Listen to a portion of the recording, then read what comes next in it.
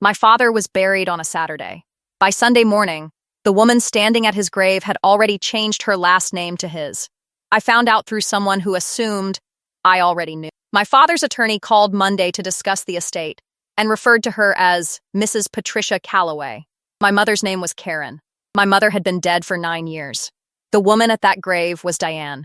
Diane had been my father's neighbor for 6 years, his friend for 4, and apparently his wife for 72 hours before he died of a heart attack in his sleep. They had married in a county clerk's office on a Wednesday. My father was in the ground by Saturday. I had sat in the front pew of First Grace Church and cried next to a woman I thought was his girlfriend, and she had been his wife the entire time, standing there in the quiet of someone who knows something the room doesn't. I am James Calloway, 44. My father, Robert, was 71. He had been in declining health for 2 years, nothing immediately terminal, but the kind of deterioration that makes a man think about his affairs. Apparently, he had thought about them very carefully, in a county clerk's office, on a Wednesday, without telling his only son. My father's estate was not enormous. The house, a life insurance policy, a retirement account, and a piece of land outside the city that had been in our family for 3 generations. Together, worth close to $900,000. As his spouse of 72 hours, Diane was entitled to the majority of it. The land hit me hardest. My father had told me explicitly Christmas 2 years ago, kitchen table, a conversation I could reconstruct word for word that it was being held for me. Some things belong to family, he'd said, and that land was one of them.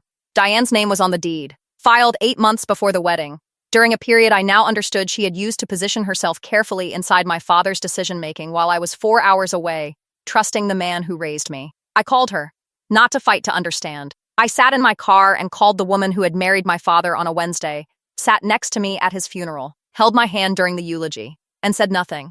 She said my father had loved her, that he'd wanted to take care of her, that she was sorry I was hurting, but she had to respect his wishes. I asked why she hadn't told me at the funeral. 2 hours in that pew, my hand in hers. She said my father had asked her to wait until after the service.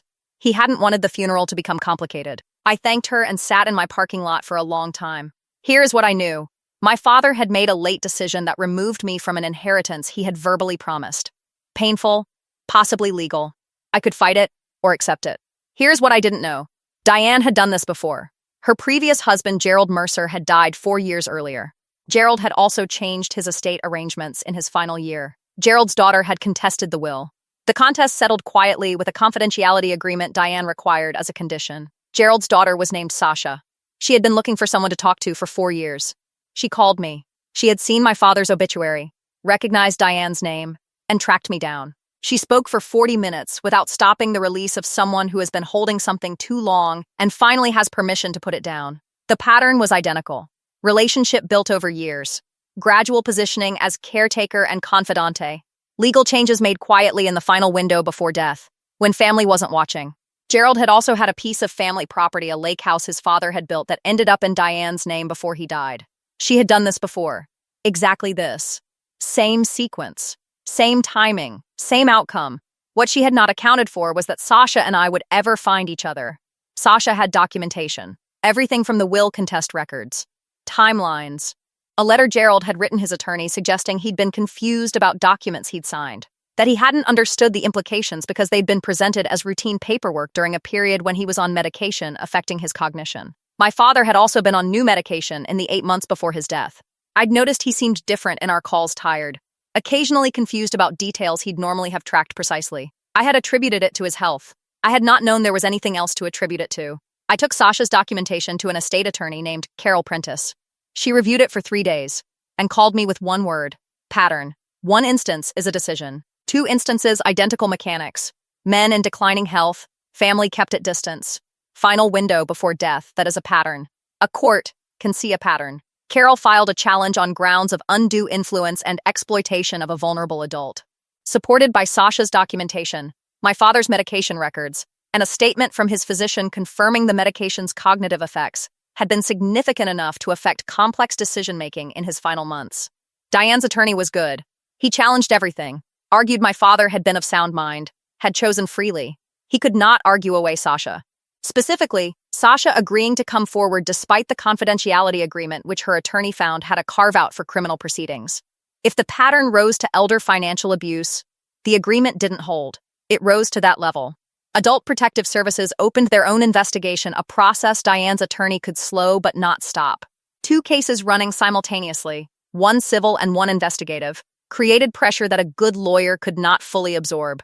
Diane settled 14 weeks after Carol filed. The family land came back. A portion of the life insurance was restructured. The house remained hers. My father had lived there. She had lived there. And I was not going to fight for a house that held someone else's daily life. That felt like the right line. The Adult Protective Services investigation is ongoing. Sasha is the complainant. I am a supporting witness. I stood in First Grace Church on a Saturday and cried next to a woman who had married my father 3 days earlier and said nothing. I held her hand during the eulogy. I thanked people for coming. I did everything a son does on the worst day of his life, next to a woman who was waiting for the paperwork to clear. The land my grandfather cleared with his own hands, passed to my father, promised to me, is in my name now. Some things belong to family. My father knew that once. Toward the end, someone worked very hard to make him forget it.